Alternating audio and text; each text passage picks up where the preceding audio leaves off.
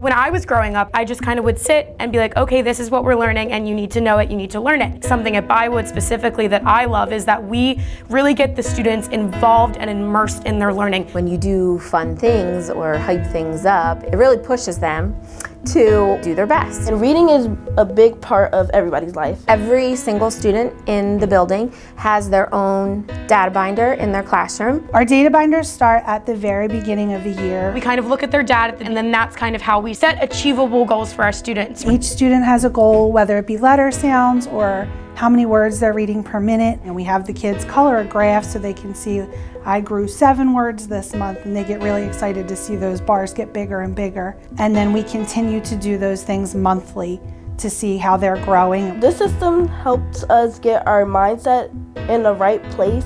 And like my class, we're really competitive. So like we really want to get higher than what we got before. So we really practice to make great success. And then once they reach the goal that we had set, we make a new one. That smile when they've reached their goal, it's really amazing. Me and Nicarina Gilpin, the reading coach for the district for first grade, we were looking at my data from the fall and we were trying to brainstorm something that we could do to dedicate 10 minutes a day to deliberate fluency practice.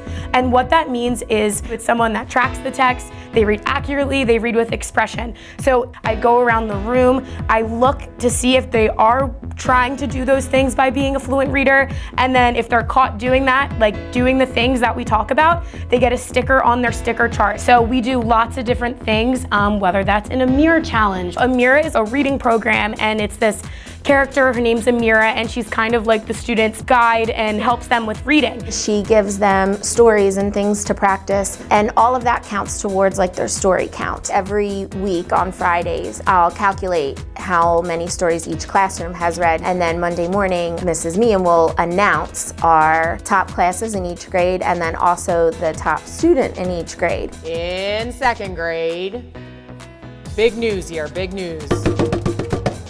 We got a new winner with 289 stories. Miss Lawrence! Every time they win, I put like a little box on their board, and we have 2 classrooms who have reached 10 wins. My class has been fantastic at Amira this year. We have won, I think, 10 weeks in a row now. And they've really bought into if they can read on Amira and we get our minutes, we celebrate each other. 4th and 5th has a different competition that Mrs. Meehan runs for iExcel. In iExcel, you have skills and lessons. In my class and other classes, we're really competitive about it. So like we stay on track and we keep doing what we're doing. Student of the Month is another fun time. We get to celebrate one student for a specific characteristic each month, like working hard or growth mindset, different things. And we do something really fun. We do minute to win it games. We pick random names out of the drum that has all the scholar dollars in them, and students can earn scholar dollars by being caught doing good things and just being amazing. Kids really look forward to trying to earn those, knowing that they have to do those correct things in order to get up there. There's just always a fun minute to win a game. It gets the adults excited, it gets the kids excited. It's something always to look forward to at our Student of the Month assemblies. I signed my class up for the Fanatic About Reading program through the Phillies at the very beginning of the year. So she had her kids participate in this program, and we were lucky enough to be chosen. So we had the Fanatic come and do an amazing assembly. The kids loved it, and Fanatic is always so fun. Everyone was laughing and stuff because the way he was moving his stomach and stuff. They did like a whole story. Mrs. Meehan read the story, and the Philly Fanatic acted it out. Miss Brooks got to play his mom with a wig and all. I got to be the Fanatic's mom in the assembly. So it was really fun. It was a good time. We often talk about the importance of our relationships with our students, which obviously is so important, right? Building those relationships with your students that you're with day in and day out. But I think it's also super important to build relationships with the people you work with. So we thought we were having a meeting with Mrs. Meehan and Dr. Simpson, and we heard an announcement to go to the library from the gym. We changed locations. Quick interruption. Everyone, we have to change locations. I apologize. Tanisha would like to have us in the library.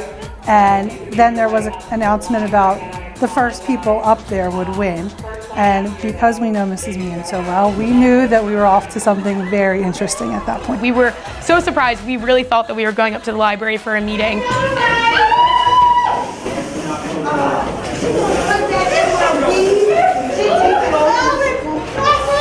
And we went up, and Kristen and Janet had decorated the whole library with all of the colors of the houses. The house names are all gems, and the reason that Mrs. Meehan and Mrs. Newby did that is because we call ourselves here at Bywood the hidden gems of the district. Each staff member got to choose where you think you would fit what you thought was most important. So there are 4 houses. I brought a little cheat sheet so I could remember them all. Obsidian, the color is black for power, resilience, and competition. Citrine, their color is yellow or gold. It's positivity, success, and fortune. Adventurine, which is green for luck, compassion, and creativity.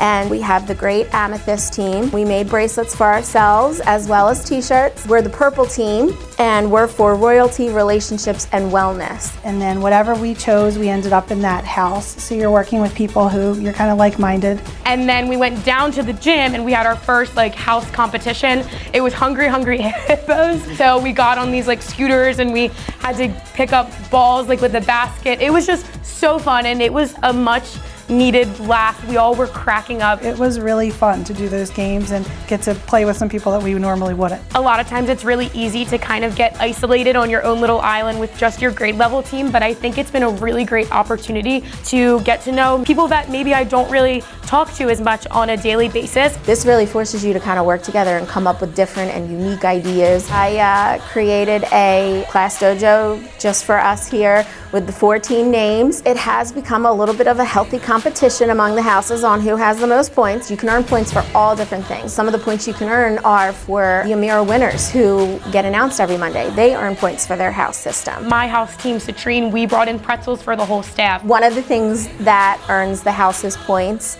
is actually attending a school board meeting. So if you look out into the crowd right now, you probably will see a bunch of Bywood staff, and although we are really here to support the school board and the community, we're also earning some points. At this point in the year, when you're counting down towards spring break and you have PSSAs coming and all this important stuff, it brightens up the day, and happier teachers are going to make happier kids. It would be boring if we didn't have fun things to do, but this school is not boring at all. We know this by now. We're paying attention in class, doing homework and stuff, and that's why we get to do these great fun things at Bywood.